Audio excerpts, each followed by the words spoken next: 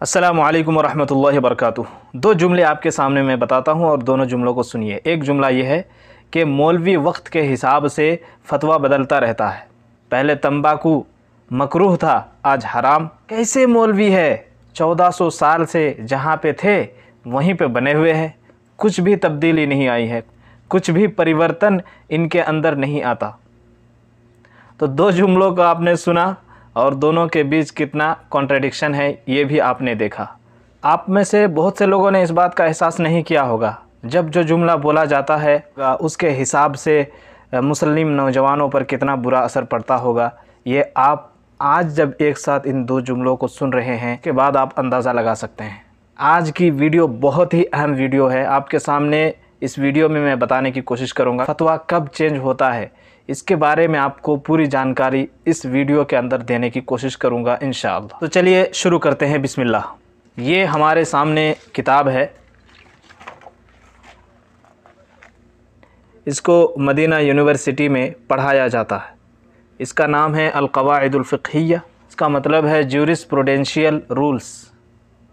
एक काजी, एक जज जब फ़ैसला करता है तो इन रूल्स को सामने रखते हुए वो फ़ैसला करता है शरीयत की अदालत में। किताब को मैं सामने रखते हुए आपके सामने बताने की कोशिश करूंगा कि फ़तवा कैसे चेंज होता है और कब कब चेंज होता है और उसके पीछे रीज़न्स क्या क्या होते हैं। तो इससे पहले हमें कुछ बुनियादी बातों की जानकारी होना ज़रूरी है। पहली बात यह है कि शरीयत के जो अहकाम हैं, जिसको आप प्रोविज़न्स कह सकते हैं और हिंदी में प्रावधान कह सकते हैं, ये दो प्रकार के होते हैं, दो किस्म के होते हैं।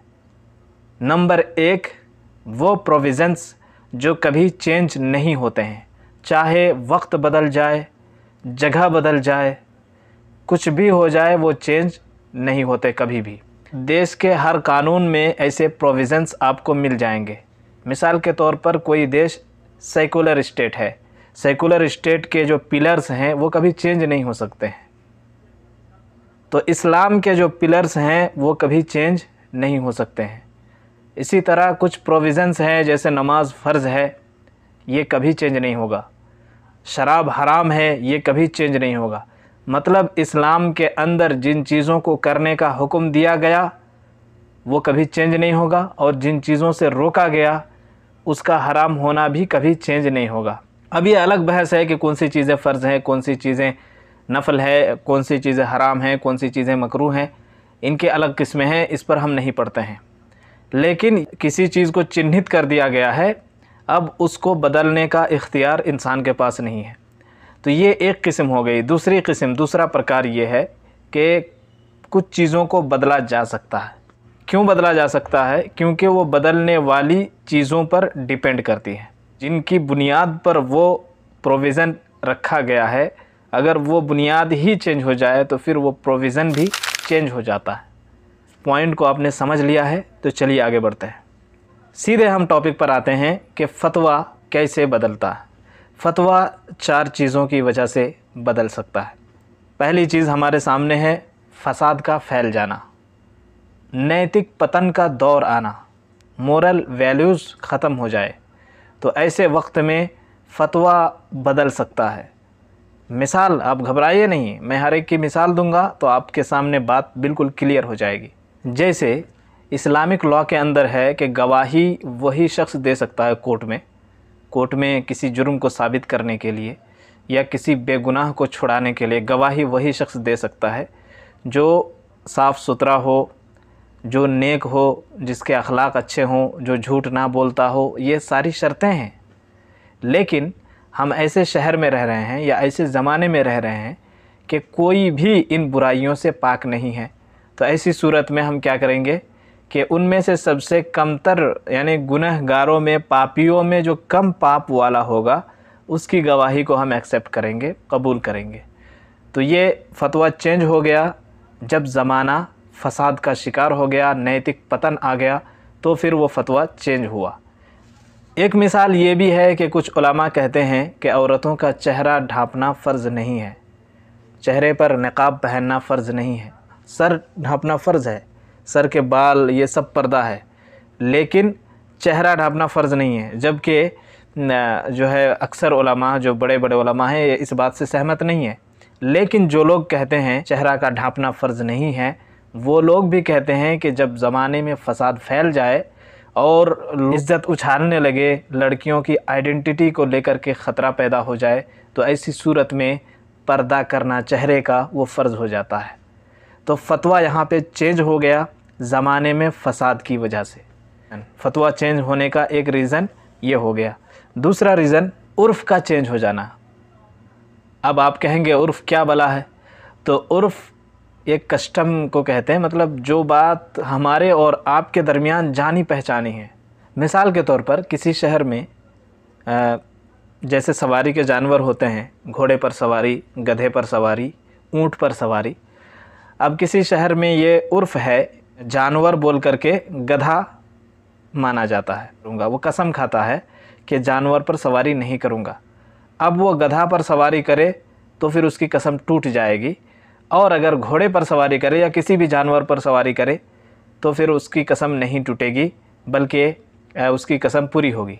अब दूसरे शहर में जानवर घोड़े को बोला जाता है, यानी जानवर सिर्फ बोलते हैं कि जानवर पर सवार होना मतलब घोड़े पर सवार होना, और वो शख्स उस शहर का है और वो कह रहा है कि मैं जानवर पर सवार नहीं हूँगा, लेकिन वो घोड़े पर सवार हो जाता है, तो इस तरह से उसकी कसम टूट जाती है।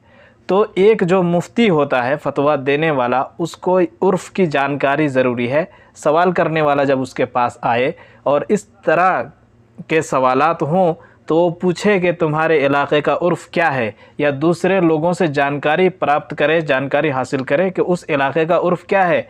जानवर को क्या घोड़ा ही को बोला जाता है जानवर?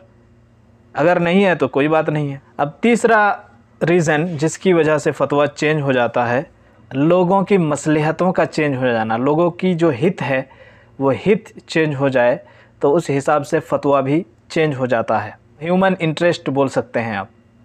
जैसे लड़ाई चल रही है और लड़ाई के मैदान में एक सिपाही किसी का सामान चुरा लेता है। लड़ाई के मैदान में उसको सज़ा नहीं दी जाएगी, उसका हाथ नहीं काटा जाएगा, बल्कि वो जब लौट आएगा लड़ाई के बाद उस वक्त उसको सज़ा दी जाएगी।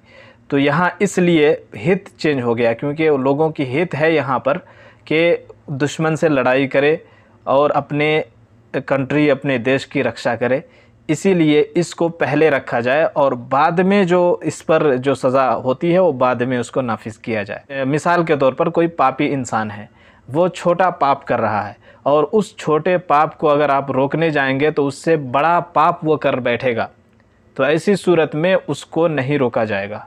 तो ये आपने 3 रीज़न्स के बारे में जाना। अब हमारे पास चौथा रीज़न ये है कि न्यू डेटा और न्यू रिसर्च का सामने आना। कुछ चीज़ें ऐसी होती हैं कि पहले ज़माने में, आज से 200-300 साल पहले, रिसर्चेस कुछ और कह रहे थे, जो जानकारियाँ होती हैं वो कुछ और कह रही थी और उनके हिसाब से फ़तवा आता था। लेकिन न्यू रिसर्च आया, नई स्टडी आई और नया डेटा हमको मिला, तो उसके हिसाब से अगर वो पहले से बदला हुआ है तो उसके हिसाब से फ़तवा भी बदल जाएगा। और ये आजकल बहुत होता है, और इसकी सबसे बड़ी मिसाल है तंबाकू। तंबाकू जब शुरू में आया तो उसमें गंध था, उसमें बदबू थी, इसकी वजह से उलमा ने इसको प्याज और लहसुन पर क़ियास करते हुए मकरूह कहा कि प्याज और लहसुन जो है वो बदबू आती है और उसको इस्तेमाल करके मस्जिद में नहीं जा सकते हैं, दांत की सफाई, मुंह की सफाई किए बग़ैर नहीं जा सकते हैं।